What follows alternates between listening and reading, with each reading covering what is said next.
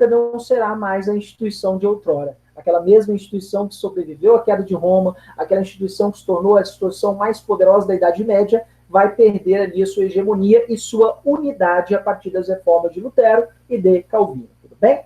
E aí, na nossa última aula, nós estávamos analisando as causas das reformas. Aí eu dividi, né? A gente está montando, analisando da seguinte forma: as causas religiosas, que foi o que a gente abordou na nossa última aula, né?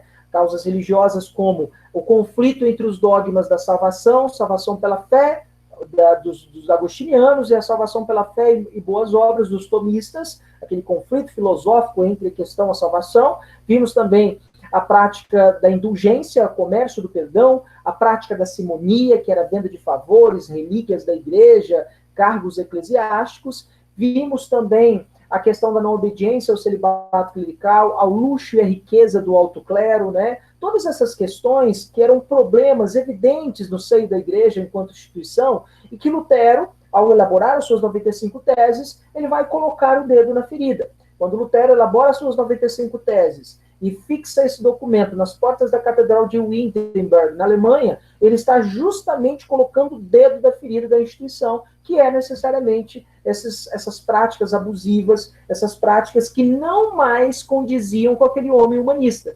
Então, esse homem humanista, ele vai refletir de maneira mais lógica e racional sobre essas práticas da igreja e vai exigir da igreja uma reforma. Porém, a gente sabe, a igreja não reformou. Então, os seguidores de Lutero darão sequência às reformas protestantes, tudo bem? Agora a gente vai analisar as causas sociais, as causas políticas e as causas econômicas, socioculturais, etc, ok? Deixa eu abrir aqui novamente o nosso slide. Só um momentinho, pessoal.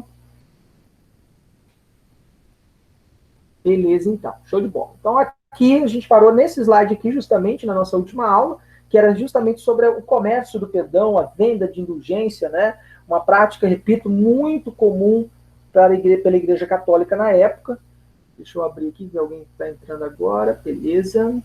Voltando ao nosso slide. Cadê o nosso slide? Beleza. Todo mundo consegue visualizar o slide aí? Tudo bem, pessoal? Está em tela cheia para vocês? Tudo bem? Beleza, então. Então, agora a gente vai analisar as causas políticas e sociais.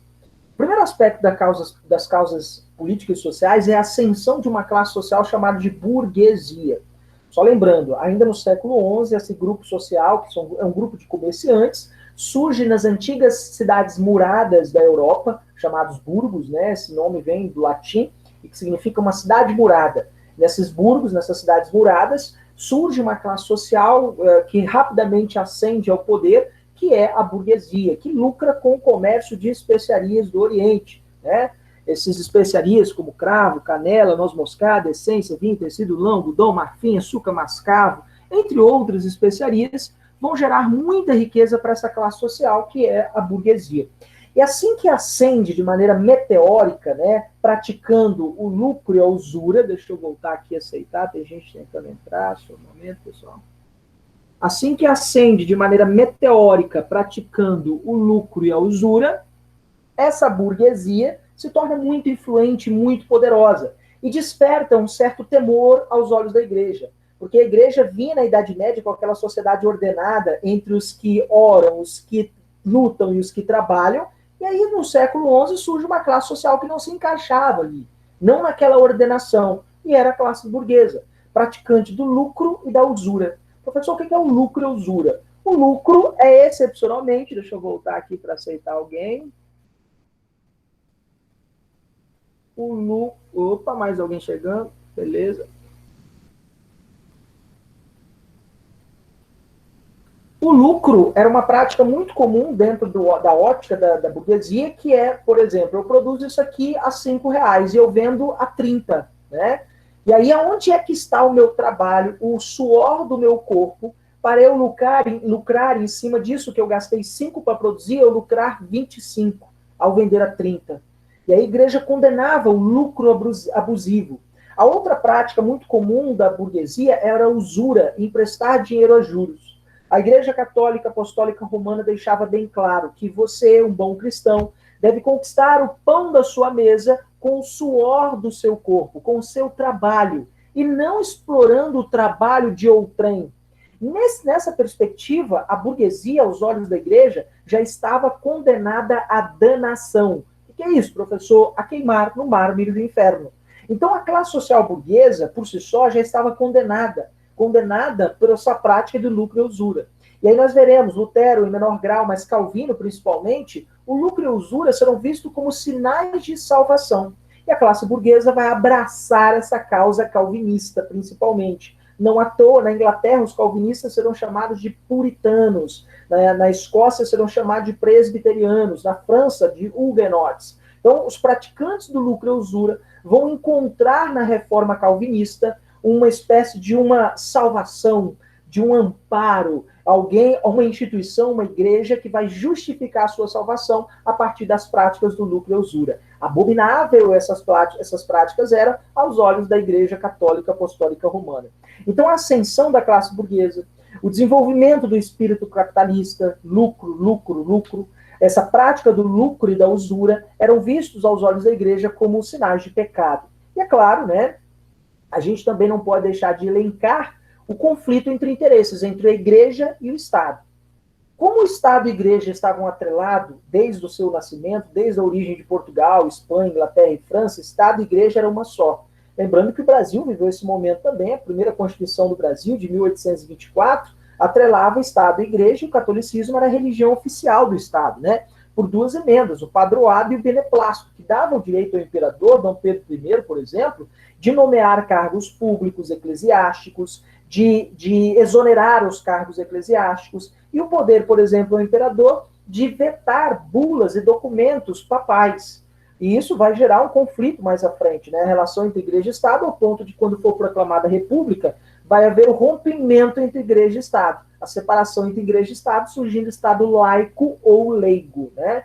E nesse cenário, Estado e Igreja, período da transição de Idade Média para a Idade Moderna, estão muito atrelados. E era muito comum que os assuntos da Igreja se mesclassem com os assuntos do Estado, ou os assuntos do Estado interferissem nos assuntos da Igreja.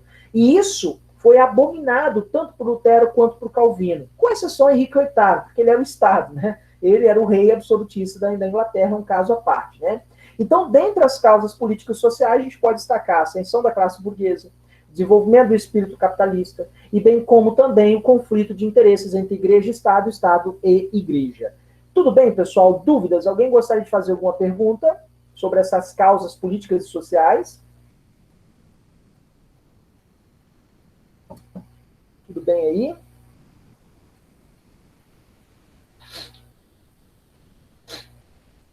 Tranquilo, por enquanto. Tranquilo, beleza. E além das causas políticas e sociais, a gente também tem que destacar essa causa cultural, que está envolto em torno da chamada... Deixa eu voltar aqui, tem alguém tentando entrar. Só um pouquinho, pessoal. A causa cultural está diretamente relacionada ao desenvolvimento do humanismo renascentista, né? O humanismo renascentista que defende, por exemplo, um homem mais racional, um homem individualista, hedonista, valorizando os prazeres sensoriais, os prazeres da carne, um homem mais antropocêntrico, que coloca o homem no centro das atenções, no centro do universo. E tanto Lutero quanto Calvino terão formação humanista. Nós vamos ver isso agora, com Lutero propriamente dito, né? Lutero, por exemplo, ele nasce em 1483, na Alemanha. Ele é filho de Hans Luther e Margaret Liedman, de uma integrante de uma pequena burguesia ascendente, ou seja, ele é de família burguesa. Em 1507, aos 17 anos de idade, inteligentíssimo, um menino prodígio, ele entra na formação de Direito na Universidade de Erfurt, na Alemanha. Inteligentíssimo, aos 17 anos de idade, ele já estava na universidade. Se formou em bacharel e, posteriormente, mestre em Direito. Em 1505, ao voltar de uma visita à casa dos seus pais, em meio a uma violenta tempestade de raios e ventos, coisa que ele abominava e tinha medo desde a sua infância, um raio, né, caiu em uma árvore muito próximo da sua carruagem, e ele se prostrou de joelhos e fez uma promessa a Santa Ana: ó Santa Ana, se me salvastes, vira o monge. E ali, naquele momento, o próprio Lutero, em sua autobiografia, o que é uma autobiografia? Quando eu mesmo escrevo de mim mesmo, né? E é claro, né? Quando eu mesmo escrevo sobre mim mesmo, automaticamente, né? Eu posso florear alguns momentos, alguns acontecimentos, e ele mesmo, Lutero, ele diz, né, quando o raio abriu aquela árvore, eu me prostrei de joelho e fiz uma promessa, ó Santa Ana, se me salvastes, vira um monge. E ele mesmo, Lutero, diz em sua autobiografia, o céu se abriu, um raio de sol caiu sobre ele, a árvore e a carruagem. As chamas da árvore se apagaram, os ventos cessaram, e ele entendeu ali, naquele momento de desespero, que deveria abraçar o seio da Igreja Católica, e Lutero abraçou a Igreja e entrou para a ordem dos agostinianos. Foi ordenado sacerdote, inclusive, em 1507, sacerdote agostiniano. No ano seguinte, ele começou a lecionar, em 1508, começou a lecionar teologia na Universidade de Wittenberg, na Alemanha. Em 1515, Lutero passou... Oi, pessoal, alguém ia perguntar? Professor? Pode falar. Tem uma moça que pediu para voltar um slide. Voltar um slide? Vamos lá, aqui, Tudo bem? Voltou aí, pessoal? Mas era alguma pergunta, alguma dúvida? O que era? Só voltar o slide mesmo? Eu acho que já tá bom, ela já agradeceu. Eu acho que era que tirar uma foto, né? Pede ela para pedir, para mandar um zap para mim, para eu enviar para ela. Qualquer coisa, o slide eu envio para ela depois, tudo bem? Ok. Beleza, então. E aí, em 1515, o Lutero passa por uma experiência um tanto quanto, digamos assim, reveladora, né? Lembrando que o cristianismo é uma religião revelada, e Lutero passou por um desses momentos, a chamada experiência da torre. No alto da torre da Catedral de Wittenberg, nessa imagem que vocês estão vendo aí ao fundo, né? Lá em cima tem uma torre, essa torre era uma biblioteca religiosa, se eu não me engano, até hoje assim o é, né? É uma biblioteca religiosa, com textos religiosos, livros religiosos, e no alto da Catedral de Wittenberg, Lutero estava tomado por angústia, por dúvidas, porque lembrando, a decisão que ele tomou de entrar ao seio da igreja, de se tornar um monge agostiniano, foi um momento de desespero. Em um momento de desespero, ele fez uma promessa e ele teve que cumprir. Então, ele não estava no seio da igreja por vocação, mas sim porque entrou em um momento de desespero. E aí é perfeitamente normal que ele estivesse com dúvidas, aquilo estivesse angustiando ele. E aí, lá no alto da Catedral da Torre de Wittenberg, na Alemanha, ele parou com o Salmo 30. O Salmo 30 da Bíblia, liberta-me em tua justiça. Né? E conta Lutero mesmo diz, me senti renascido, entrando para o paraíso como se as portas estivessem abertas. É essas palavras de Lutero em sua autobiografia.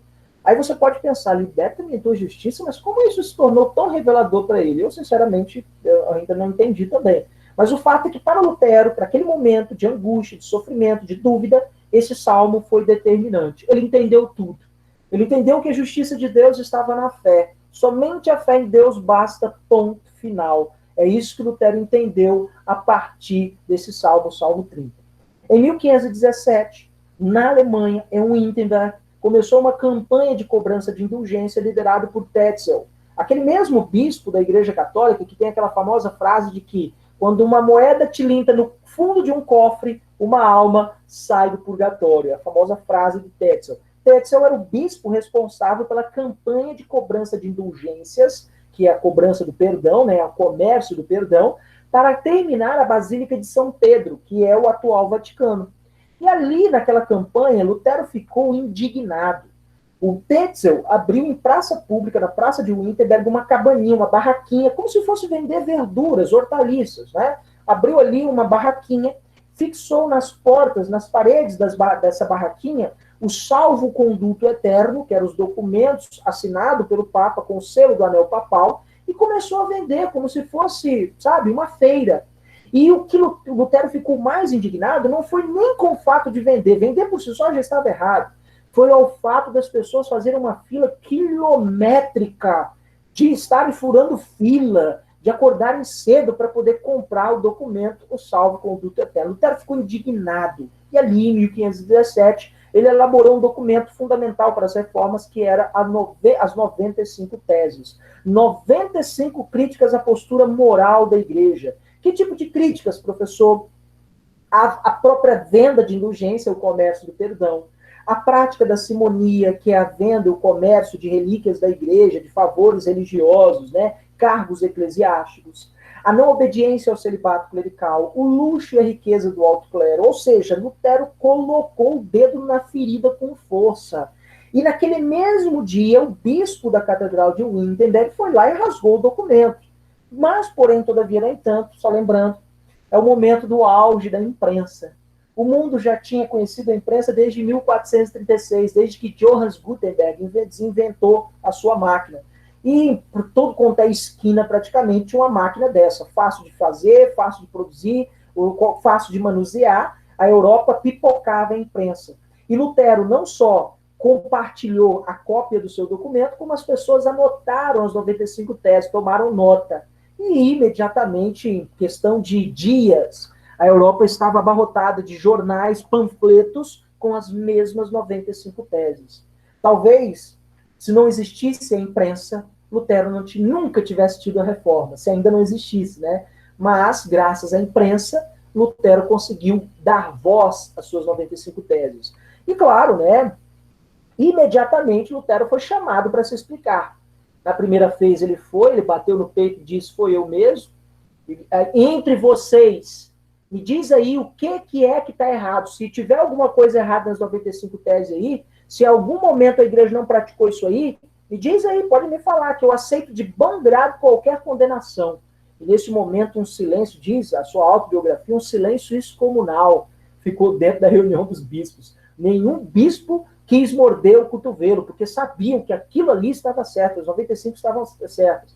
Lutero foi liberado naquele mesmo dia, foi chamado uma segunda vez. Essa segunda vez, Lutero não compareceu. Na terceira vez que foi chamado, já era para excomunhão, e também ele não compareceu. Acabou sendo excomungado em 1520 pelo Papa Leão X, e passou a ser perseguido como herege. Ele passou a ser visto como herege. E em 1521, o então imperador do Sacro Império Romano Germânico, que é o equivalente à Alemanha hoje, né, Carlos V, que era um católico fervoroso, atrelado aos interesses da Igreja Católica, passou a considerar Lutero como um fora da lei. Então ele deveria ser preso imediatamente pela força do Estado e levado ao Tribunal da Santa Inquisição para receber a sua condenação, que já era clara, ele deveria ser queimado na fogueira. Porém, mais todavia, no entanto, os príncipes inimigos de Carlos, os príncipes prussianos e austríacos, imediatamente sequestraram Lutero.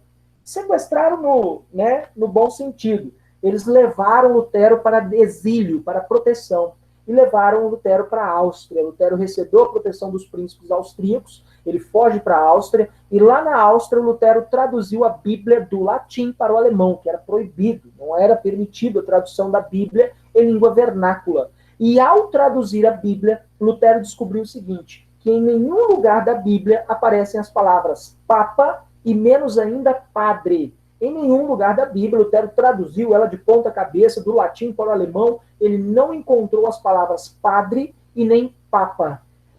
Portanto, Lutero considerou isso uma invenção do homem.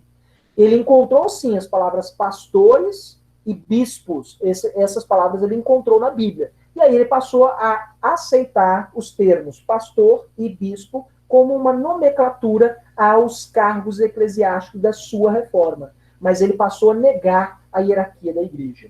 Vamos lá, pessoal. Dúvidas até aí?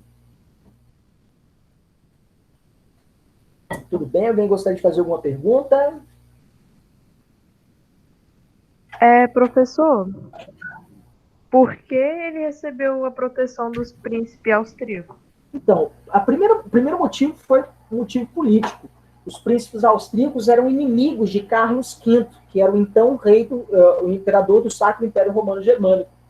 Então, os príncipes austríacos, vendo que o inimigo do meu inimigo é meu amigo, eles foram lá e protegeram Lutero. Então, eles deram proteção e exílio a Lutero. Lutero foi levado para a Áustria e ficou sob proteção na Áustria. E, claro, né, Carlos V não tinha interferência, ele não conseguiria interferir na Áustria, porque os príncipes austríacos poderiam se unir contra ele. E foi o que aconteceu. Na verdade, vai ter uma guerra já entre o Sacro Império Romano Germânico e os príncipes austríacos, a chamada Liga de Esmalcada e o Sacro Império Romano Germânico. Mas será uma série de capítulos, a gente vai falar já. Mas o fato é que os príncipes austríacos eram inimigos de Carlos e encontraram em Lutero um grande ideólogo crítico não só da igreja, mas também crítico de Carlos. Opa, esse cara é dos nossos, vamos protegê-lo. Entende, amiga? É uma questão política, né? Tudo bem? Ah, sim, obrigada. Vamos lá, pessoal, dúvidas? Professor, Eles eram inimigos de quem mesmo? Os príncipes eram inimigos de Carlos, Que era o rei da Alemanha? que era o imperador do Sacro Império Romano Germânico, o equivalente hoje à Alemanha, porque a Alemanha não existia como país ainda, né? A Alemanha só vai surgir unificado como país em 1871. Tudo bem? Tudo. Beleza? Dúvidas, galera? Vamos lá? professor, Pode falar. com as 95 teses, mais pessoas aderiram ao movimento dele e não ocasionaram revoltas, não? Sim, não à toa, as revoltas se estenderam no contexto ainda do governo do imperador Carlos, e o imperador Carlos agiu de maneira excepcionalmente violenta com o aval da igreja. Ele massacrou as revoltas populares. E, em contrapartida, a reação dos príncipes austríacos foi tentar defender aquele grupo que estava sendo massacrado. E aí nós vamos ter uma guerra já já.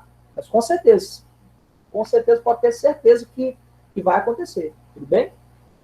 Beleza, obrigado. Beleza? Beleza, pessoal? Dúvidas? Professor, Pode falar.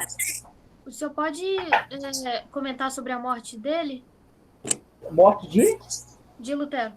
a gente vai chegar lá, tudo bem? A gente vai chegar na morte de Lutero. Ok. Beleza? Ok? E aí, assim que as ideias de Lutero estavam mais ou menos sedimentadas, começa a se elaborar a doutrina luterana.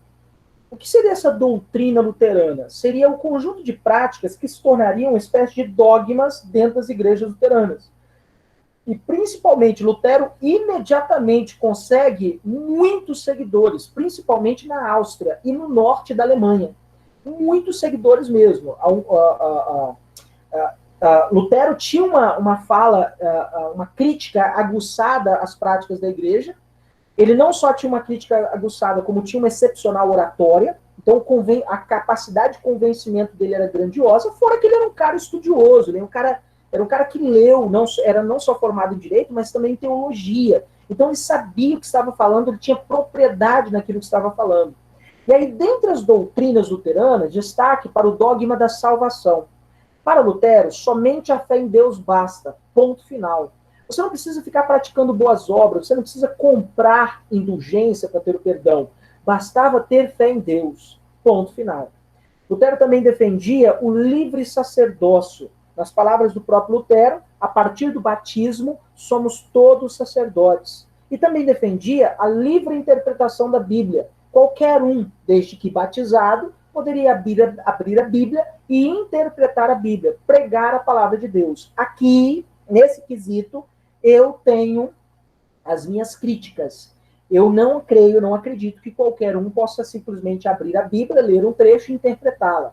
Você, no mínimo, para ser um pastor ou pregar a palavra de Deus, você precisa ter uma formação, no mínimo, em teologia.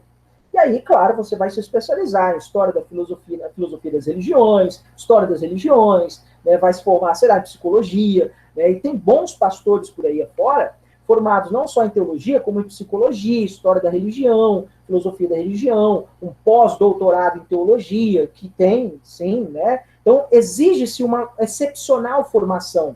Não que necessariamente, quanto mais formado é o cara, quanto mais títulos tem o cara, ele será um excelente pregador, ou a sua pregação terá uma moral ou um caráter incontestável. Não é essa a questão. Estou dizendo que, claro que se você tiver uma melhor formação, vai te ajudar na hora de interpretar os textos bíblicos, que são textos que estão em sua maior totalidade, né, sua maior parte, em parábolas, né? Ou seja, pode gerar várias interpretações, né? Então, nesse quesito, eu acho que não é qualquer um, minha opinião, não qualquer um pode simplesmente abrir a Bíblia e interpretá-la, né?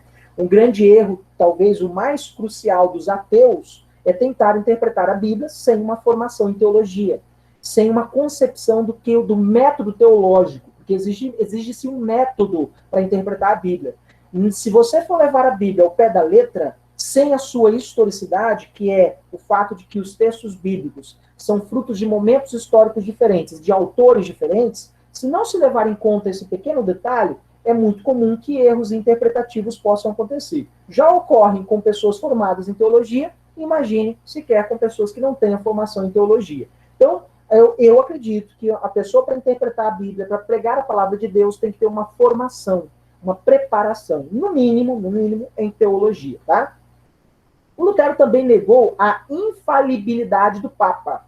O que é isso, professor? Como Lutero não encontrou em nenhum lugar da Bíblia a palavra Papa, ele negou que o Papa fosse um santo vivo, porque vocês sabem que, aos olhos da Igreja, o Papa é um santo vivo, é uma santidade. E ele negou porque não encontrou em nenhum lugar da Bíblia o termo Papa, né? E ao negar a infalibilidade do Papa, automaticamente ele está negando a hierarquia da Igreja. Papas, bispos, arcebispos, cardeais, padres, monges, abades, ele negou tudo aquilo. Ele negou a hierarquia da Igreja. E também defendeu o fim dos 7 sacramentos. A Igreja Católica, para quem é católico aí, sabe, né? Ela tem 7 sacramentos, né? Batismo, confissão, a confirmação ou crisma, a Eucaristia, a unção dos enfermos, a ordenação e o matrimônio. Eu acho que é isso, né? Se alguém que for católico aí me ajuda a lembrar se eu errei algum, tá? Esses 7 sacramentos são uma espécie de 7 grandes degraus que o bom cristão passa para se tornar uma pessoa santa, para alcançar, digamos assim, a santidade. Lutero ignorou os 7 sacramentos, com exceção a 2, ao batismo e à Eucaristia. Professor, até mesmo o matrimônio saiu do sacramento? Exatamente. Mesmo o matrimônio deixou de ser um sacramento na Reforma Luterana. Com isso, com o matrimônio deixando de ser um sacramento, dentro dos olhos das igrejas protestantes, a exemplo da luterana, o divórcio ele é mais aceito. Ele se torna algo mais aceitável. Não é incentivado, mas se torna mais aceitável. Automaticamente o luteranismo passou a aceitar e tolerar o divórcio em seu seio. Então, batismo e Eucaristia foram os únicos 2 sacramentos mantidos dentro da igreja luterana. Fim do culto aos santos. Nesse sentido, se você estiver fazendo anotação aí, a igreja luterana é iconoclasta. O que é uma igreja iconoclasta? O que é alguém iconoclasta? É aquele que não cultua ícones, estátuas, imagens. Então, a igreja luterana, você não encontra santos. Lutero, inclusive, acusou a igreja católica e os cristãos católicos de serem panteístas, de estarem cultuando vários deuses, porque existiam várias estátuas no seio da igreja católica, vários ícones, e as pessoas estavam confundindo a religião, porque a religião cristã, ela é monoteísta, só existe um Deus. Porém, as pessoas faziam o quê? Acendiam velas para os deuses, para aqueles santos, faziam altares, faziam procissões em homenagem àqueles santos. E é importante, se você perguntar a um bom católico, entendedor do que é o catolicismo, ele vai te responder, olha, não, a gente não cultua esses santos, pelo menos não devíamos. Na verdade, esses santos, eles existem ali, os ícones, as estátuas, as imagens, existem para lembrar da importância desses homens para a história do cristianismo. Homens que se sacrificaram, e realmente nós temos vários exemplos de homens santos mesmo, que deram suas vidas para salvar outras pessoas, que deram suas vidas, por exemplo, se tornaram exemplos a ser seguidos como seres humanos. Porém, todavia, no entanto, é bem verdade, ao longo da história do cristianismo, a Igreja Católica, né, os cristãos, acabaram confundindo os ícones e fizeram deles verdadeiros pedestais, altares, onde as pessoas cultuam, acendem velas, e os santos... Pode falar? Licença. Uhum. Teve uma pessoa que, assim que o senhor começou a explicar esse slide, a internet dele caiu. Ele pediu que o senhor pudesse dar um resuminho do que o senhor falou até agora desse slide. Tá, deixa eu só fechar a explicação, que aí eu volto de novo depois, tudo bem? Tá bom. Então, em termos de aspecto mais geral, né, o iconoclasta é aquele que não cultua santos. Nesse sentido, o Lutero faz uma crítica à Igreja Católica por ela estar justamente cultuando ícones, estátuas, e não estar cultuando Deus, o que é o grande merecedor. E aí, no máximo que você encontra numa igreja luterana, é uma cruz, e mesmo assim a imagem da cruz está vazia, porque os evangélicos acreditam na ressurreição, no Cristo ressuscitado. Então, aquele sentido amplo da imagem se resume a uma cruz, e mesmo assim a cruz vazia, né? Então, dentro de uma igreja evangélica protestante, você não encontra ícones. Nesse sentido, Lutero é iconoclasta. Ele prega o fim do culto aos santos. Também defende o fim do celibato clerical, ou seja, permitindo que pastores e bispos possam se casar, pastores e bispos possam ter filhos. E nesse sentido, ele faz uma alusão à própria Bíblia, né? Em Gênesis, quando a Bíblia faz sentido aos homens, né? Crescei e multiplicai-vos, né? Então, nesse sentido, Lutero faz uma requisição à própria Bíblia para justificar. E por que a igreja, professor, condenava o fato dos padres não terem filhos, né? Na verdade, não terem esposas, não se casarem? Basicamente por motivos como, primeiro, a questão das terras da igreja. Se os padres tivessem filhos, tivessem automaticamente uma esposa, eles teriam que dividir as terras da igreja com seus filhos. Segundo aspecto importante, o fato de que, aos olhos da igreja, da teologia da igreja católica, os padres, os clérigos, devem ter uma aliança somente com Deus e não devem desviar sua atenção para nada. E o fato de que a mulher era culpada do pecado original, segundo a interpretação bíblica, a culpada original do pecado de Adão. Portanto, a mulher poderia levar o homem ao pecado, levar ao clérigo, o pastor, o padre ao pecado. E, uma vez levando ele ao pecado, ele podia se desvencilhar da religião da igreja. Então, essa era a justificativa da igreja católica, por até hoje não permitir o casamento, as relações entre, e nem que padres tenham filhos, né? E também Lutero negou a transubstanciação. O que é a transubstanciação? No momento da ceia, o vinho era transformado em sangue e o pão era transformado no corpo de Cristo, na carne. Para a Igreja Católica, esse momento acontecia. Lutero negou esse, não acontece nenhuma transubstanciação, uma substância não transforma-se em outra. Esse momento é tão somente, segundo Lutero, para rememorar aquele evento que é a última ceia de Cristo com seus apóstolos. Então, não existe transubstanciação nenhuma. Lutero negou a transubstanciação e ele aderiu à Eucaristia como um fator de rememorar, lembrar daquele momento, da importância daquele momento. Então, só para a gente fechar, redondinho, as doutrinas luteranas, né? Basicamente são mais, mas as 9 principais: salvação pela fé, somente a fé em Deus basta, o livre sacerdócio, né? Automaticamente. Qualquer desde que batizado, poderia interpretar a Bíblia, daí ele defende a livre interpretação da Bíblia. Ele negou a infalibilidade do Papa, pois não encontrou essa palavra Papa na Bíblia. Depois de traduzir a Bíblia, ele não encontrou em nenhum lugar da Bíblia a palavra Papa. Negou a hierarquia da igreja, ou seja, aquela hierarquia de Papa, bispos, cardeais, arcebispos, não existe, porque ele não encontrou essas palavras na Bíblia. Fim dos sacramentos, com exceção a 2, o batismo e a Eucaristia. Fim do culto aos santos. Fim do celibato clerical, permitindo que pastores e bispos tenham esposas, tenham filhos. E negou a transubstanciação, que foi a transformação, a crença da Igreja Católica, da transformação do sangue, do vinho no sangue e no pão, no corpo de Cristo. Vamos lá, pessoal, dúvidas? Vamos lá, nas doutrinas luteranas. Tudo bem aí? Ô, professor, a doutrina luterana é bem diferente do que Agostinho, um exemplo, tipo, pregava. Para a salvação, você não podia fazer aquilo. Era esse o caminho para a salvação. É bem diferente esse, né? O tomismo, né? Você de quer doutrina. Dizer? É bem diferente, porque o tomismo e a Igreja Católica defendiam que a salvação advinha da fé mais boas obras. Ou seja, você tinha que praticar boas obras para alcançar a salvação. O Lutero bate de frente com essa doutrina, com esse dogma filosófico, e defende a salvação somente pela fé. É o que ele encontrou no Salmo 30, né, na chamada experiência da torre. Liberta-me em tua justiça. O liberta-me em tua justiça, a justiça de Deus, segundo Lutero, era a fé. Bastava ter fé que você encontraria a justiça de Deus. Tudo bem? Beleza, galera? Dúvidas? Professor, e aí? Como é que a Europa vai reagir a isso? Vai ter uma guerra religiosa entre 1530 e 1555, um conflito entre, de um lado, a Igreja Católica, a nobreza católica, liderada pelo imperador Carlos V, imperador do Sacro Império Romano Germânico, que é o equivalente hoje à Alemanha, tudo bem? Deixa eu aceitar alguém aqui tentando entrar. E os príncipes prussianos e austríacos, protestantes, seguidores de Lutero, da chamada Liga de Esmalcada. Uma guerra terrível entre 1530 e 1555, que vai ser selada com a paz de Augsburg, sem vencedores.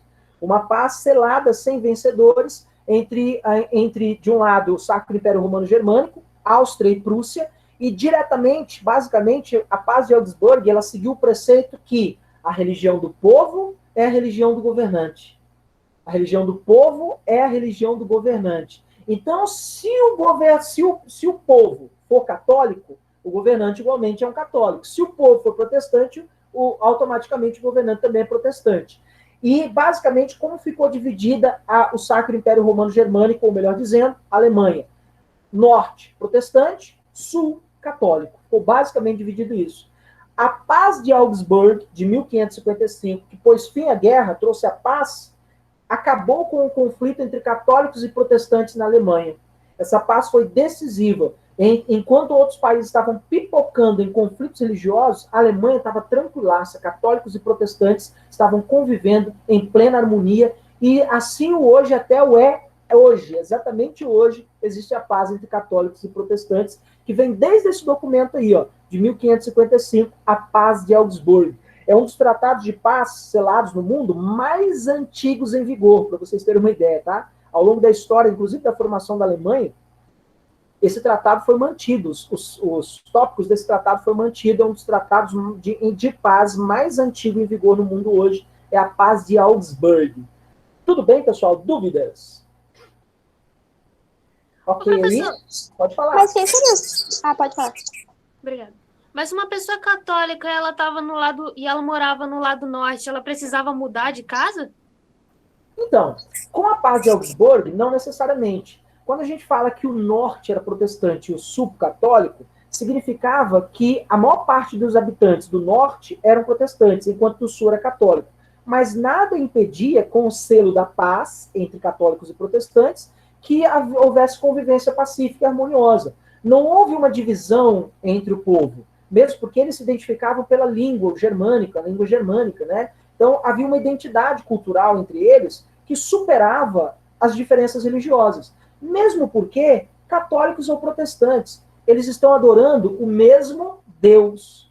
A diferença está apenas nos dogmas. O mesmo Cristo. A diferença está apenas nas práticas.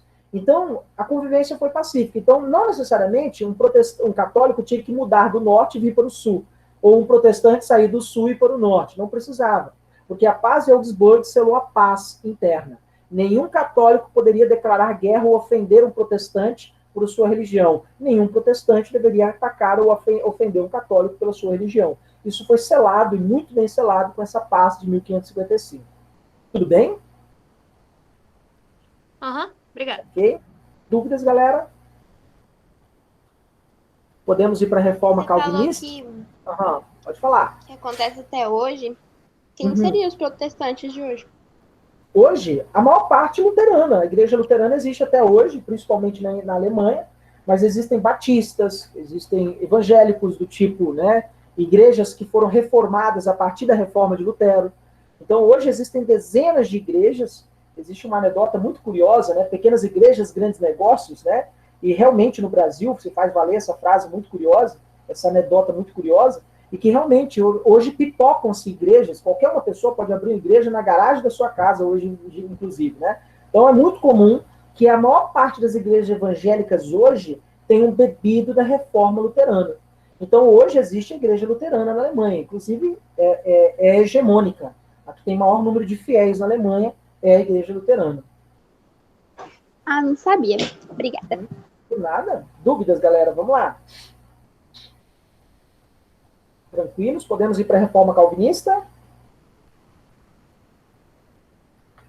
Sim, professor. Beleza, então, vamos lá. A reforma calvinista é um tanto quanto peculiar, né? Calvino nasceu em 1509, em Noyon, na região da Picardia, no norte da França.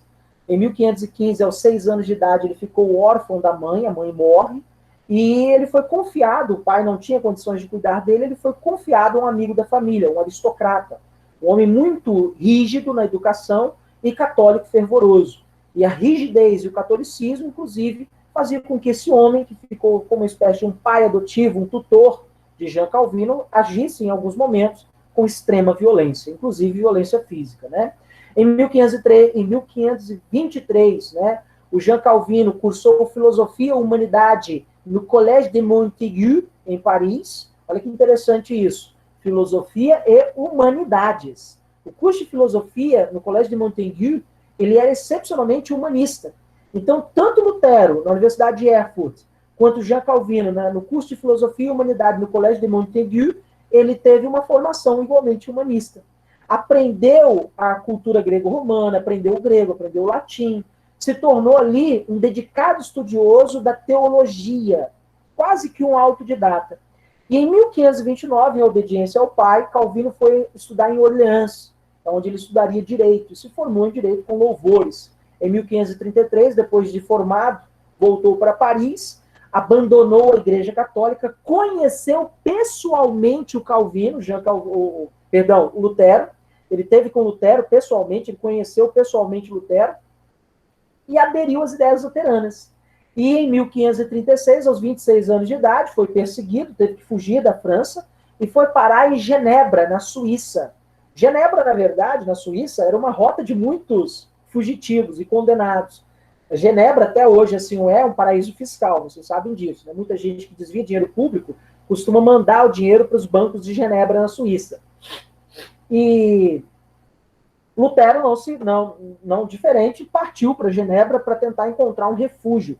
E lá em Genebra ele alcançou um número exorbitante de seguidores. Com uma lábia muito fácil, uma oratória sem igual, o Calvino, ele ganhou muitos seguidores, principalmente entre a burguesia. E Genebra tinha uma burguesia em ascensão grandiosa, ricos e poderosos comerciantes que abraçaram a causa calvinista, principalmente quando Calvino promete a salvação pela predestinação. Aquela mesma burguesia que se via condenada da nação, agora encontrou um salvador, quer dizer, encontrou um discurso de salvação, quando Calvino promete a salvação pela predestinação. Segundo Calvino, né, todo indivíduo, aqui é uma foto ao fundo de Genebra, na Suíça, tá? Segundo Calvino, todos nós somos pecadores por natureza. Ou seja, ao nascermos já estamos condenados à danação. E por que isso, professor? Porque herdamos o pecado original de Adão e Eva. Então somos herdeiros do pecado original de Adão e Eva. E nesse sentido, há uma maneira de você alcançar a salvação. Como? Lucro e usura são sinais de salvação. Poupar dinheiro, o espírito de trabalho, a ética de trabalho, tudo isso são sinais de salvação. E nesse sentido, era justamente a ética e a moral e os valores da burguesia. E a burguesia abraçou a doutrina calvinista. E qual é a doutrina calvinista, professor? Salvação pela predestinação, ou seja, todo homem é pecador por natureza, mas tem como atingir a salvação como espírito de poupar dinheiro, a ética de trabalho, valorizando o trabalho, não desperdício, a prática do lucro e usura. Esses sinais são sinais de salvação. E os calvinistas vão abraçar as ideias a burguesia vai abraçar a ideia de Calvino. E só lembrando, lá na sociologia, o Max Weber, quando ele escreve A Ética Protestante e o Espírito do Capitalismo, ele faz menção justamente ao protestantismo calvinista. E como que os valores calvinistas, os valores protestantes, que é o espírito de poupar dinheiro, a ética de trabalho, a ética, o não desperdício, a prática do lucro e usura, vistos como sinais de salvação, vão alimentar os anseios do capitalismo. O capitalismo só se desenvolveu, segundo a ótica da interpretação desse livro, A Ética Protestante e o Espírito do Capitalismo, de Max Weber, porque a doutrina luterana deu amparo. Os valores e a moral cristã deram amparo ao desenvolvimento do capitalismo por valorizar o trabalho, valorizar a poupança, poupar dinheiro, valorizar a lucro e a usura como sinais de salvação. Olha que interessante isso, né? Então, nesse sentido, Lutero defende a salvação, Calvino, defende a salvação pela predestinação. O homem, ele nasce pecador por natureza, mas é possível alcançar a salvação através do lucro, da usura, do espírito de poupar dinheiro, da ética de trabalho, etc, etc, né? Defendeu também o fim do culto aos santos, e aqui ele herdou essa prática de Lutero, lembrando que ele se converteu ao luteranismo, né? ele é ledor de Lutero, então ele defende o fim do culto aos santos, a infalibilidade da Bíblia. A Bíblia é infalível. Toda verdade, todo conhecimento de um bom cristão estaria na Bíblia. O fim dos sacramentos, com exceção à Eucaristia e o batismo, e a separação entre igreja e Estado. Então, fim dos sacramentos, por exemplo, é uma herança de Lutero. Separação entre igreja e Estado, aqui é um start novo, porque o Calvino condena a interferência do Estado, dos reis, dos imperadores, nos assuntos da igreja e vice-versa. Condena o fato da igreja estar misturando seus assuntos com a política. Lutero, o Calvino e também Lutero deixavam isso bem claro. Igreja e Estado são como água e óleo, não devem se misturar. Então, quando a gente vê frases do tipo, né, Deus acima de todos, não sei o que lá, como é que é a mesma frase, o jargão polêmico desse menino que está no poder agora, Estado, Deus acima de todos, enfim, né, quando a gente ouve frases desse tipo, Deus, pátria e família, como por exemplo, da AIB, Ação Integralista Brasileira, né, a gente vê que existe uma mescla entre interesses do Estado e interesses do poder político. A exemplo disso, por que a educação brasileira está esse perrengue? Nós estamos há 19 dias sem o ministro da Educação, e principalmente os últimos ministros da Educação com extremo teor ideológico, porque existe uma intensa pressão por parte de grupos evangélicos para que o ministro da Educação ele contenha ideologia de gênero, contenha ensinos de ideologias e concepções de esquerda dentro da educação. E, consequentemente, para esse tipo de coisa acontecer, precisa de alguém muito alinhado com os interesses ideológicos do atual governo. E, automaticamente, está difícil encontrar alguém desse patamar. Né? O último, né, caiu, né, e o penúltimo também, enfim. E agora esse outro recente aí, que era promissor, estava com o currículo todo cagado, chegaram a convidar um e ele recuou. Na verdade, né, difícil. Quem vai assumir essa batata quente, né? Porque a pressão dos evangélicos é muito grande. Os bastidores do Ministério da Educação relatam isso todo tempo. Eles querem tirar a questão de ideologia de gênero da pauta, eles querem tirar o ensino de outras religiões da pauta, né? Ou seja, existe uma pressão evangélica. Como eu sempre digo, né, em todas as religiões, em todas as igrejas, existem os bons cristãos, existem os maus cristãos, né?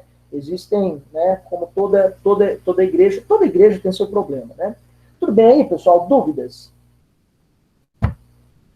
Professor, como ele pregava coisas tão ao contrário, pregava sobre que para conseguir a salvação podia praticar o lucro e a usúria, mas ele pregava também a ética e moral. Assusta, né? Assusta e se torna até mesmo contraditório, sim, com certeza. Ao ponto de quando esse menino, a gente até estudou no Renascimento, a gente estudou o Thomas More, né, com o livro Utopia, quando ele faz uma crítica à religiosidade e defende um Estado voltado pela razão, ele está justamente criticando também a doutrina calvinista na época, que pregava uma releitura de uma prática da igreja e as suas contradições. E levando em consideração que defende uma ética e uma moral de trabalho, ao mesmo tempo que defende lucro e usura, que são totalmente antiéticos e totalmente imorais, né, é realmente uma das contradições da doutrina calvinista, né?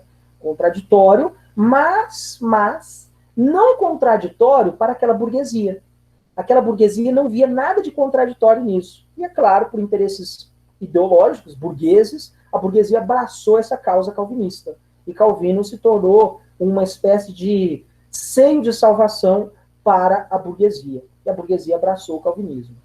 Contraditório para nós, mas para aquele grupo em especial de burgueses, eles encontraram ali um alento, uma salvação. Tudo bem? Ok, dúvidas, galera? Vamos lá?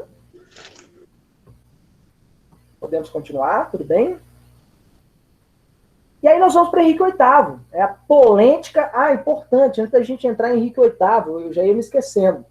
Anota aí que eu acho que não está no meu resumo, tá? Na França, os seguidores de Calvino são chamados de huguenotes, com H, tá? Huguenotes, com H. Na Inglaterra, eles são chamados de puritanos. E na Escócia, eles são chamados de presbiterianos. Então, em alguns países, os seguidores de Calvino não vão ser chamados de calvinistas. Na França, de huguenotes. Na Inglaterra, puritanos. E na Escócia, presbiterianos. Mais à frente, né, inclusive é o próximo tópico, né, o próximo capítulo que nós vamos estudar, a gente vai estudar a Revolução Inglesa. E, inclusive, eu já mandei o material para o grupo da turma. Não sei se a gente vai chegar hoje, provavelmente não, mas eu já mandei o material, o resumo e o slide sobre a Revolução Inglesa para o grupo da turma. A gente vai falar sobre os puritanos, o puritanismo. Tá? Então, na França, eles são chamados de huguenotes. Na Inglaterra, eles são chamados de puritanos. E na Escócia, são chamados de presbiterianos. Ok? E aí, agora a gente vai para a polêmica reforma anglicana de Henrique VIII, o grande rei Henrique VIII da Inglaterra, o maior símbolo do absolutismo inglês, Henrique VIII, né? Henrique VIII nasceu em 1491 em Greenwich, no Palácio de Placentia, tá? Ele foi o sexto filho de Henrique VIII com Isabel de York.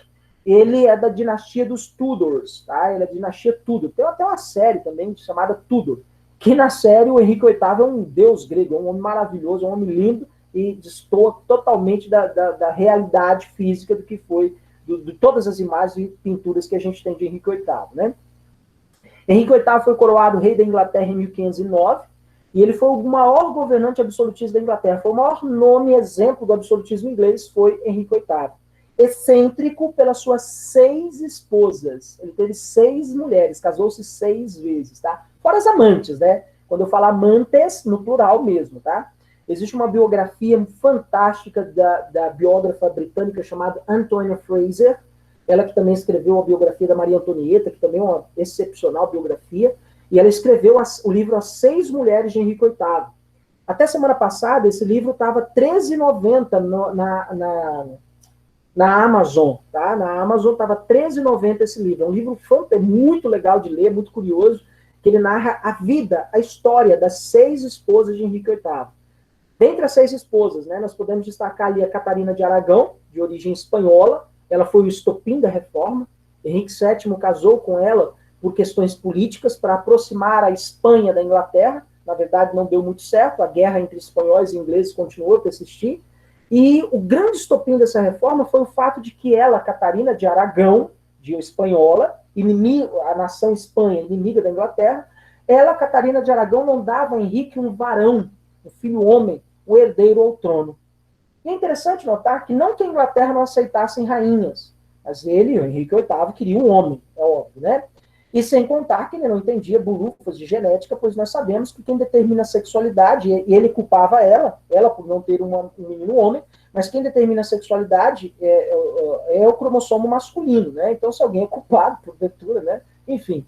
E o fato é que Henrique VIII, ele pediu anulação do seu casamento com Catarina de Aragão, pois em todas as suas gestações, que foram várias, inclusive, as crianças nasciam mortas, e o único filho homem, o Henrique, o menino, ele viveu apenas 52 dias. Na verdade, em 1509, ela teve a primeira gestação. Nasceu uma menina e nasceu morta, natimorta. Em 1511, nasceu o menino, o Henrique, o herdeiro ao trono. Viveu apenas 52 dias. Na verdade, ele nasceu de 7 meses, nasceu prematuro. Depois, em 1513, mais uma menina, que também nasceu morta. Em 1514, um menino abortado, nasceu morto. Em 1515, nasceu uma menina, Maria I, a única sobrevivente, conhecida também como a Sanguinária. Mais à frente, a gente vai falar um pouquinho sobre a Maria I, também conhecida como Blood Mary, que deu nome até uma bebida, né? Blood Mary.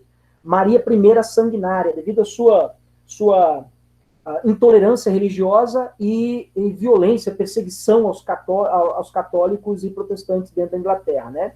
Posteriormente, teve outra gestação, a qual ela abortou, e mais uma gestação, a que a criança nasceu morta, e Henrique não estava mais tolerando.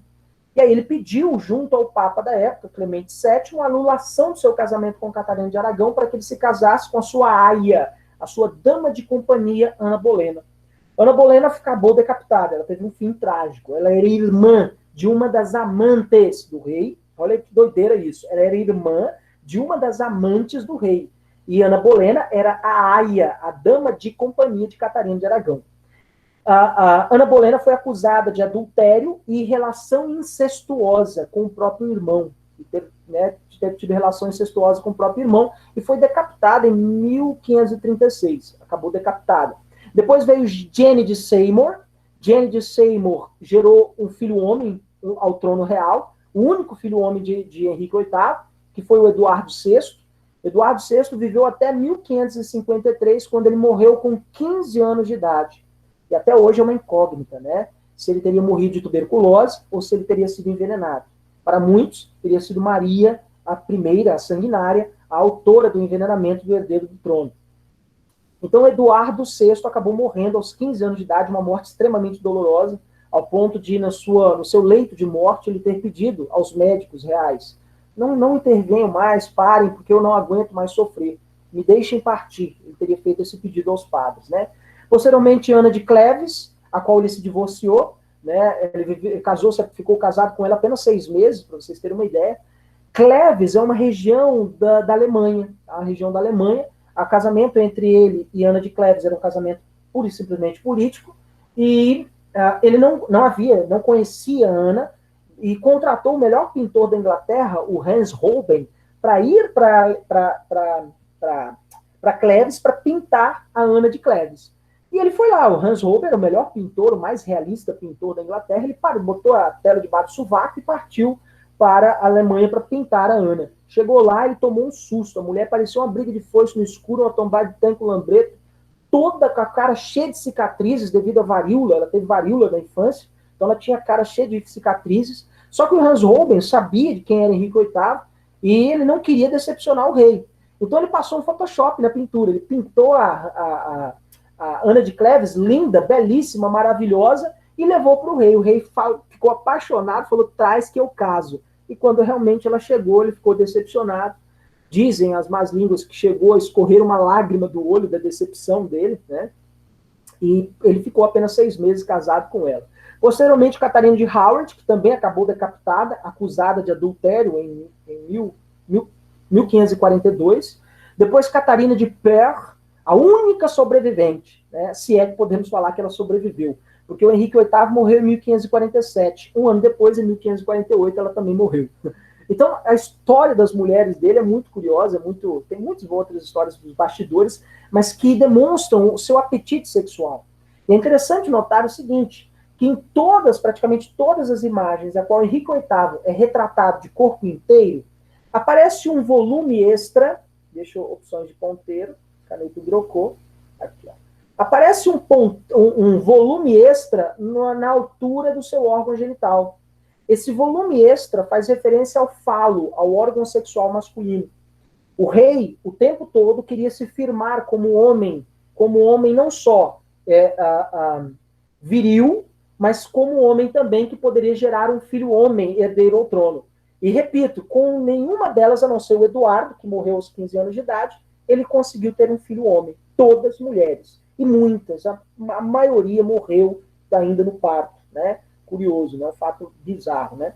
Enfim, o fato é que a eclosão da reforma se deu por causas pessoais. A reforma anglicana, como ficou conhecida, se deu por questões pessoais, um conflito direto entre interesses do Estado, do rei, com a igreja. O motivo pessoal simples era: primeiro, estou casado com Catarina de Aragão, ela era espanhola, a Espanha é inimiga da minha nação, inimiga do meu país. Segundo, ela não me dá um filho homem herdeiro. Henrique VIII escreve uma carta para Clemente VII, então Papa, e solicita a anulação do seu casamento com Catarina de Aragão. E aí, o Clemente VII deixou bem claro que Deus uniu, o homem não separa. Ele negou o rompimento do casamento com Catarina de Aragão. Henrique VIII, que era um rei absolutista, em 1533, ele deu um pé na bunda de Catarina de Aragão, expulsou ela da Inglaterra, e ele mesmo se casou no mesmo ano com Ana Bolena. Em 1534, Clemente VII reagiu veementemente, excomungando Henrique VIII. Henrique VIII foi expulso da Igreja Católica, foi excomungado. E aí, nesse cenário, né, com a excomunhão de Henrique VIII, com a expulsão de Henrique VIII da Igreja, a Inglaterra tinha uma seguinte realidade: um rei expulso da Igreja, excomungado, onde a maioria da população era eminentemente protestante. Deixa eu voltar aqui, tem alguém querendo entrar. Onde o rei, necessariamente, era um rei eminentemente protestante, um rei que estava expulso em uma nação eminentemente católica, né? E, nesse cenário, o Henrique foi inteligentíssimo, enquanto rei absolutista. Ele pressiona o parlamento a confiscar todas as terras e os bens da Igreja Católica dentro da Inglaterra. E a Igreja Católica Apostólica Romana, ela tinha 1/3 de todas as terras da Inglaterra. E só lembrando, a Inglaterra é uma ilha. 1/3 da ilha da Inglaterra, muitas terras. Todas essas terras e bens pertenciam à Igreja. E Henrique convenceu o parlamento, que o parlamento inglês aprovou o chamado Ato da Supremacia, em 1534, e pelo Ato da Supremacia de 1534, os bens da Igreja, as terras da Igreja foram confiscadas e divididas entre os membros da nobreza, membros, inclusive, do parlamento. Mais à frente, na Revolução Inglesa, nós vamos falar do parlamentarismo inglês e vamos falar como que a relação entre os Tudor e o parlamento foi muito produtiva. Como é que Henrique conseguiu a aprovação do parlamento para o parlamento confiscar as terras da Igreja? Ora, prometendo a esses mesmos parlamentares essas mesmas terras. Foi assim que ele convenceu. Tudo bem? Tira com a mão, me dá com a outra, né? E aí, foi quase como um tapa na cara de Clemente VII, que não sabia o que fazer. Não tinha nem noção do que fazer, perdendo influência para as igrejas luterana e calvinista. E agora, na Inglaterra, a igreja acaba de perder todos os seus bens e ser confiscada, né? E também o Ato da Supremacia criou uma nova igreja, com o nome de Anglicana. A palavra Anglicana, em inglês, significa Igreja Católica Inglesa. Então, de novo, a palavra anglicana significa Igreja Católica Inglesa. Soava bem aos ouvidos dos antigos católicos da Inglaterra, e é claro, como é a religião do rei, agora o rei, o próprio Henrique VIII, tornou-se o chefe supremo da nova igreja. Ele, Henrique VIII, era o papa da nova igreja. Então, como o nosso chefe supremo da nossa mais nova igreja é Henrique VIII, é claro, os antigos católicos vão começar gradativamente a aderir às ideias do anglicanismo. Mas é óbvio, né? A Inglaterra ficará dividida entre católicos, anglicanos e calvinistas, que na Inglaterra esses calvinistas eram chamados de puritanos. Vamos lá, pessoal, dúvidas? Antes da gente entrar na doutrina anglicana. Como era o mesmo nome da igreja dele? A anglicana significa Igreja Católica Inglesa. Ok? A palavra, né? Dúvidas, galera? Vamos lá?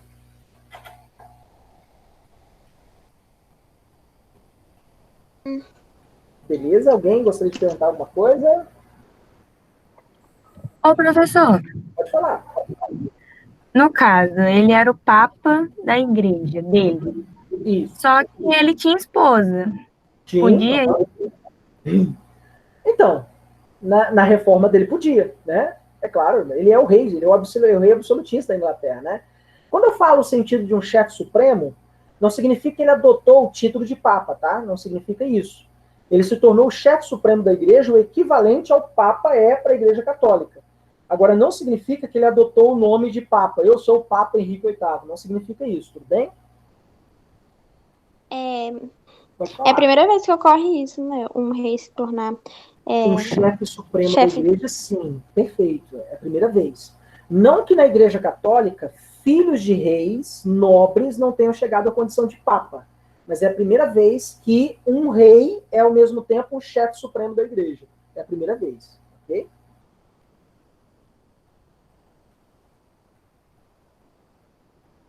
Dúvidas, galera? Beleza? Por que mesmo a igreja católica criticou ele? Principalmente pela anulação do casamento. Ele rompeu seu casamento com a Catarina de Aragão e se casou com Ana Bolena, desrespeitando o veto direto do Vaticano, porque o Vaticano, Clemente VII, que era o Papa, negou a anulação do casamento dele com a Catarina de Aragão. Mas ele mesmo, Henrique VIII mesmo, deu um pé na bunda de Catarina de Aragão e se casou com Ana Bolena, desrespeitando, portanto, o Papa. E aí o Papa acabou excomungando Henrique, ele foi expulso da igreja, né? Tudo bem? Sim. Beleza, galera? Podemos continuar, então? E aí a gente vai falar um pouco sobre a doutrina anglicana. A doutrina anglicana basicamente defendia a salvação pela predestinação. Opa, herança de quem? Calvino. Defendia o fim do culto aos santos. Opa, herança de quem? Ao Lutero. Agora, importante. A igreja anglicana defende o fim do culto aos santos. Mas mesmo assim, até hoje ela ainda cultua a Virgem Maria. Na verdade, quando a gente pergunta a um bom anglicano, ele vai dizer, não, a gente não cultua a Virgem Maria, a gente cultua a virgindade de Maria. É isso que a gente cultua. Eu tenho minhas dúvidas, porque a adoração à Virgem Maria lembra muito a adoração da Igreja Católica, tá? Dentro da Igreja Anglicana. Mas, enfim, mas ele defendeu o fim do culto aos santos. Então, dentro de uma igreja anglicana, você não encontra ícones, estátuas. Mas, mesmo assim, existe o culto à Virgem Maria. Tudo bem? Um pequeno detalhe sórdido, né? Também defendeu o fim dos sacramentos, com exceção a dois, ao batismo e à Eucaristia. Só lembrando, isso é uma herança de Lutero. Ele também permite o casamento entre os sacerdotes, herança de Lutero. E aceitou o divórcio. Não à toa ele se divorciou 3 vezes, né? Ou seja, ele aceita o divórcio. A igreja que aceita, não incentiva, mas aceita o divórcio. Então, percebam que a doutrina anglicana é uma mescla de Calvino, Lutero e a própria Igreja Católica. Ele mesclou aquilo tudo ali para fundar a nova doutrina de sua nova igreja. Tudo bem, pessoal? Dúvidas? Ô, professor, Pode falar. eu tenho uma pergunta não sobre isso que você acabou de explicar, mas sobre o anterior. Pode Os perguntar, claro. presbiterianos Uhum. são os mesmos presbiterianos que a gente chama aqui no Brasil? Uhum. Vindo do calvinismo? O calvinismo, perfeito. É a mesma igreja presbiteriana. Uhum. Tá bom. Valeu. Vamos lá, pessoal. Dúvidas? Professor, Pode falar. você volta o slide rapidinho? Claro. Tem como você explicar o Uhum. número 1, por favor? Número 1, salvação pela predestinação. A predestinação é a herança lá do Calvino, né? Foi o Calvino que defendeu essa ideia da predestinação. A predestinação parte do princípio que todos nós já nascemos pecadores por natureza. Ou seja, herdamos de Adão e Eva o pecado original. A única maneira de atingir a salvação é por intermédio do meu comportamento, das minhas ações. Então, de acordo com as minhas ações, né? A ética do trabalho, o lucro, a usura, o espírito de poupar dinheiro, são sinais de que eu vou alcançar a salvação. Então, a predestinação parte do princípio que todos nós somos pecadores por natureza, estamos condenados já pelo nascimento da nação, mas tem como melhorar isso aí, tem como mudar essa realidade, através dessa doutrina, um tanto quanto, às vezes, até contraditória, né? Tudo bem? Professor, Tudo bem, sim, Pode obrigado. falar. sacerdote era Uhum. qualquer membro da igreja? Sacerdócio é alguém que é membro da igreja. É um cargo eclesiástico, digamos assim. Tudo bem? Dúvidas, galera? Professor, quando fala que ele permite o casamento entre os sacerdotes, é só entre eles ou entre, por exemplo, sacerdote e uma outra mulher que não seja? Sim, sim. Claro, exige-se que seja da religião anglicana, mas não necessariamente ela precisa ser um sacerdote. Tudo bem? Entendi. Uhum. Perfeito. Boa pergunta. Tudo bem? Vamos lá, pessoal. Dúvidas? Da igreja católica. Você falou que mesclava entre Lutero, calvinismo e católica. Isso. Da católica faz parte qual desses daí? Os 2 sacramentos, o batismo e a Eucaristia, estão presentes ainda, né? O culto à Virgem Maria também está presente, né? Tudo bem, pessoal? Dúvidas? Ok, podemos continuar então? E, professor, a Igreja Católica não vai reagir? Claro que vai reagir. Ela vai reagir nas chamadas contra-reformas, que alguns historiadores gostam de chamar de reforma católica. A gente vai fazer uma crítica a esse conceito de reforma católica, eu particularmente não gosto desse termo especificamente. Eu acabei de ler agora, mais recentemente, um livro sobre a história do cristianismo, e que o autor, né, ele usa esse mesmo termo, a reforma católica. E por que não é reforma? Porque a gente vai ver, na verdade, a igreja reafirmou o que era anteriormente. Não houve propriamente uma reforma no interior dela, que era o sonho de Lutero. Lutero sonhava com uma igreja católica reformada, só que a igreja católica não se reformou, né? E aí, nesse sentido, como que eu posso definir as chamadas contra-reformas? Foi um movimento de reação da igreja católica frente ao avanço do protestantismo. Para vocês terem uma ideia, as ideias protestantes cresceram tão rapidamente que ainda no final do século XVI, né, ainda no contexto do Concílio de Trento, os únicos países eminentemente católicos eram Portugal, Espanha e a Itália. Todos os demais países ou estavam em guerra para decidir se eram católicos ou protestantes, calvinistas, luteranos, etc., ou necessariamente já tinham aderido às ideias calvinistas ou luteranas. Ou seja, já no final do século XVI, na segunda metade do século XVI, a maior parte das nações europeias, com exceção a Portugal, Espanha e Itália, eram eminentemente protestantes. Ou seja, isso significava que a Igreja Católica Apostólica Romana estava perdendo fiéis, estava perdendo seu rebanho para o avanço das ideias protestantes. E as ideias protestantes se tornavam cada vez mais atrativas e palatáveis aos olhos dos católicos, dos cristãos, que encontravam uma Igreja Católica extremamente fechada e rígida, com as celebrações, para vocês terem uma ideia, ainda em latim, e com o padre, de costas, ainda por cima, né? E aí, entre 1545 e 1563, foi organizado na cidade de Trento, na Itália, o Concílio de Trento. Professor, o que é um concílio? Um concílio é uma reunião de bispos. Houve uma reunião de bispos da igreja, liderada pelo então Papa da Igreja, Paulo III, para decidir quais seriam as reações à ação da Igreja Católica frente ao avanço do protestantismo. E aí, basicamente, as ações foram duas. Reafirmação dos dogmas, ou seja, das verdades da igreja, e tentar moralizar a igreja, porque a igreja perdeu a sua moral. Então, reafirmação dos dogmas e tentativa de moralizar a igreja. Na tentativa de reafirmar os dogmas, a Igreja Católica, naquele concílio, reafirmou a salvação pela fé e boas obras. Ou seja, enquanto Calvino defendia a salvação pela predestinação, o anglicanismo pela predestinação e Lutero pela fé, a igreja reafirmou a salvação pela fé mais boas obras. A igreja reafirmou os 7 sacramentos.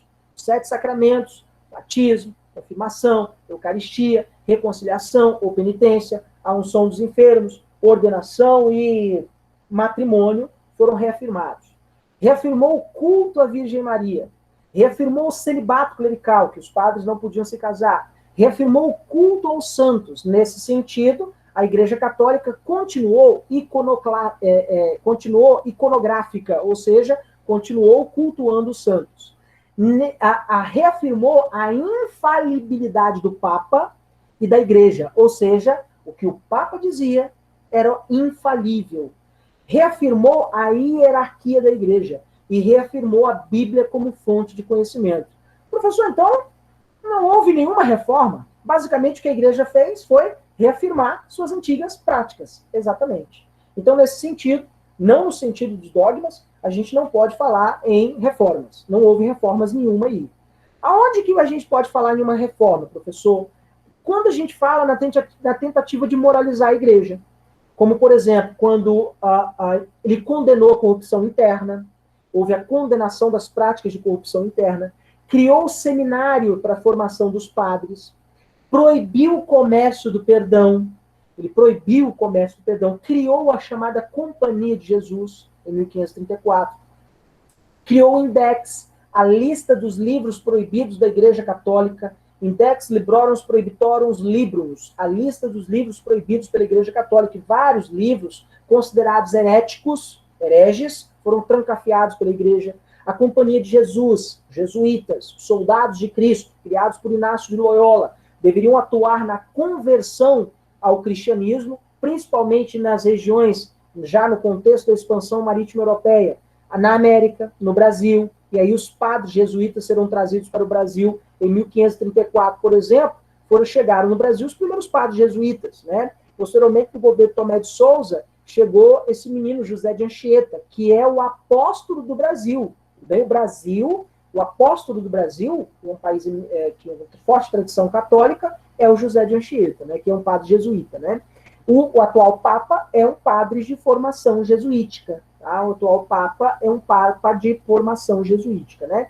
Então, houve a criação da Companhia de Jesus, a criação do Index e a reabertura do Tribunal da Santa Inquisição, aquele mesmo tribunal da Idade Média que perseguiu os hereges, queimou esse menino, queimou várias pessoas acusadas de bruxaria, de heresia, etc., né, foi reaberto agora a partir de 1534 aproximadamente. Importante que é esse mesmo tribunal aí que posteriormente vai quase condenar o Galileu Galilei à morte, né, e vai condenar esse menino que é o Giordano Bruno, esse mesmo tribunal que vai condenar Giordano Bruno à morte na fogueira.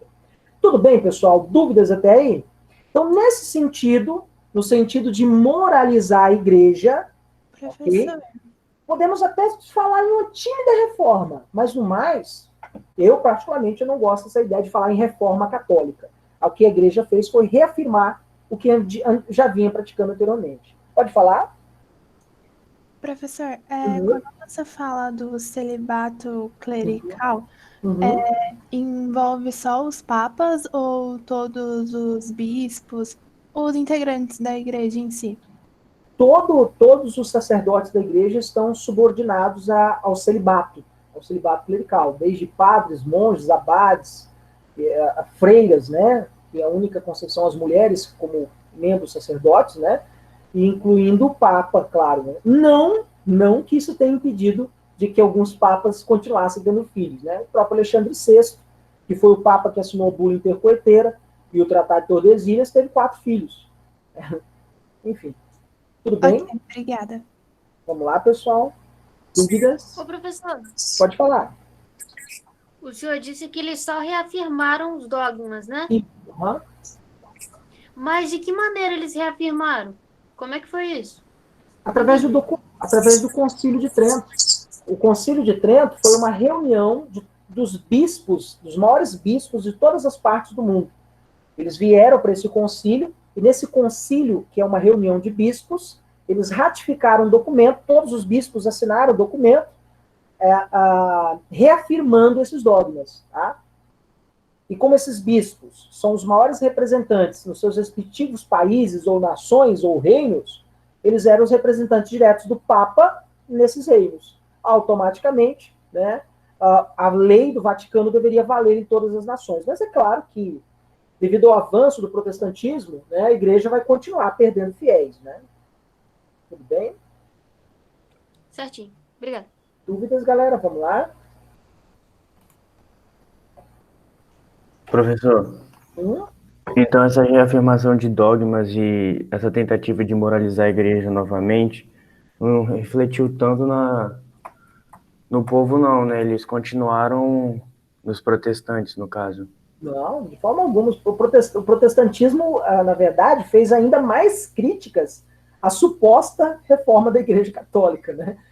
Os críticos, os teólogos críticos do protestantismo, tanto o calvinismo quanto o luteranismo, principalmente, o anglicanismo também, mas mais evidente entre o calvinismo e o luteranismo, porque são mais teológicas, as reformas são mais teológicas.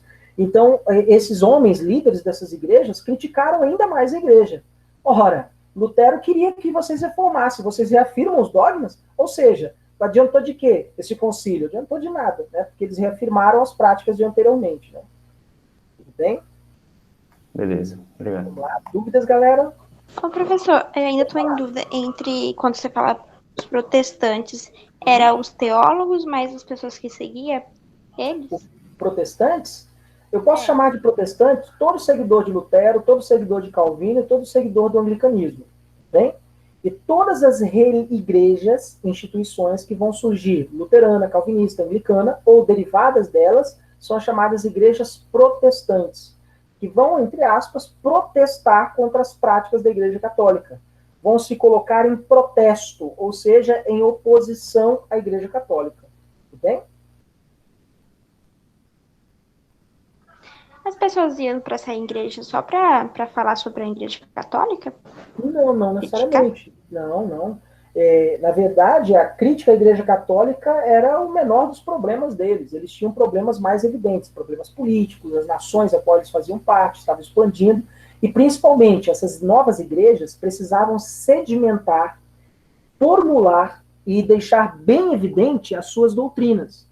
Então, eles tinham muito maiores problemas na igreja do que simplesmente criticar a Igreja Católica. Eles criticavam, mas eles tinham um problema maior, que era sedimentar, consolidar as suas respectivas doutrinas. E, claro, conseguir fiéis. E eles conseguiram.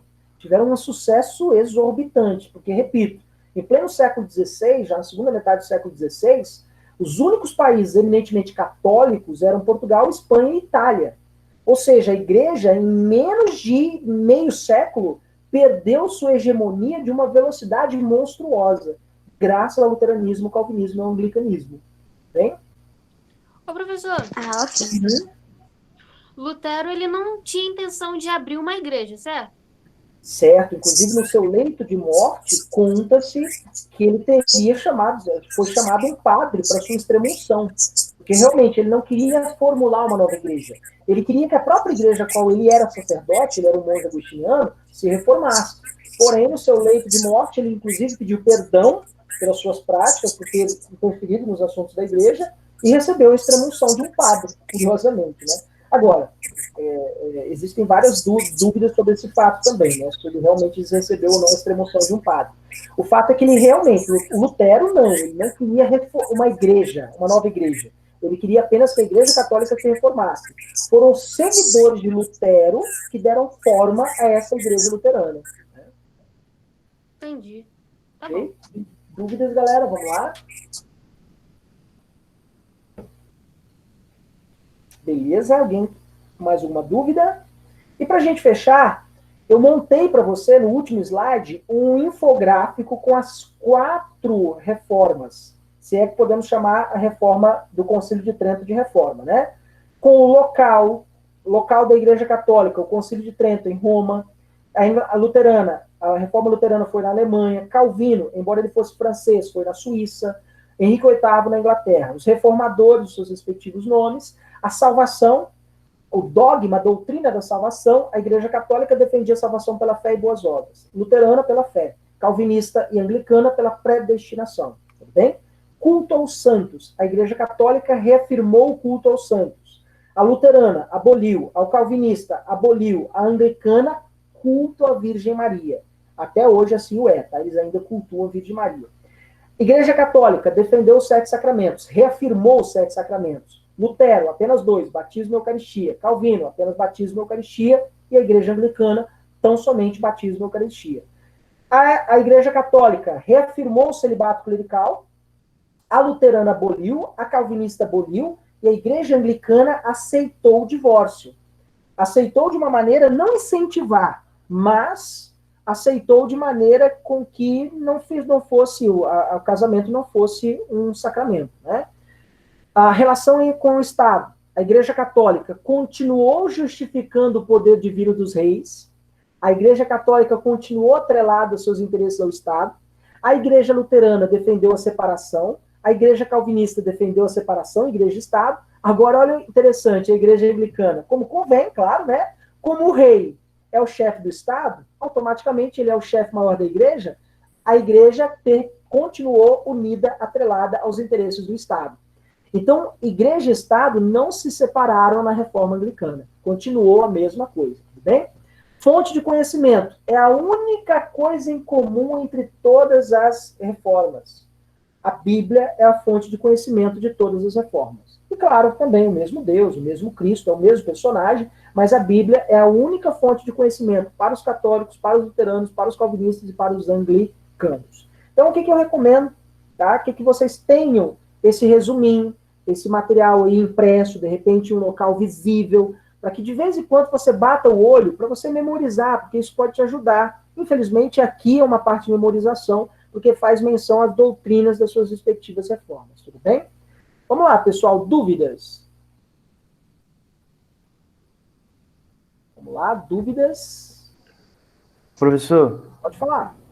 qual era a opinião de Lutero a respeito do lucro e da usura? Lutero, só lembrando, ele era um burguês, só lembrando. Ele nasceu em uma família burguesa, praticante do lucro e usura. Ele não colocou essa prática como sinal de salvação na sua doutrina, mesmo porque ele passou a defender a salvação pela fé. Mas é claro que a burguesia não deveria ser condenada, não pela sua prática, mas pela fé. Se ela fosse praticante do lucro e usura, se tivesse fé, pronto, está salva. Então a salvação pela fé resolve todo o problema. Então você pratica o lucro e usura? Pratico. Mas tem fé? Tem, está salvo. Pronto, resolveu o problema. Entende? Tranquilos? Beleza, pessoal? Entendi. Dúvidas? E aí, na próxima semana, a gente vai ter férias? Vocês sabem alguma coisa disso? Vai ter recesso, alguma coisa assim? Vai ter. Aqui, né? Sim. Semana que vem ainda tem aula, não tem? Ok, professor?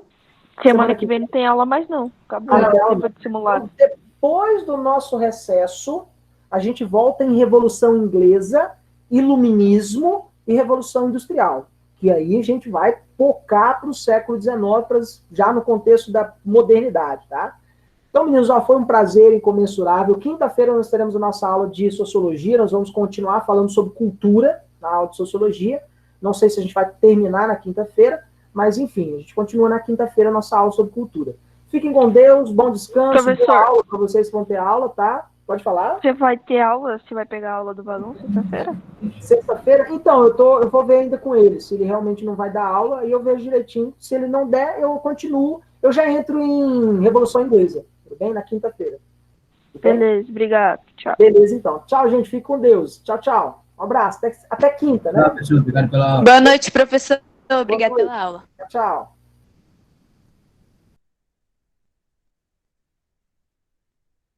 Passa a aula no grupo.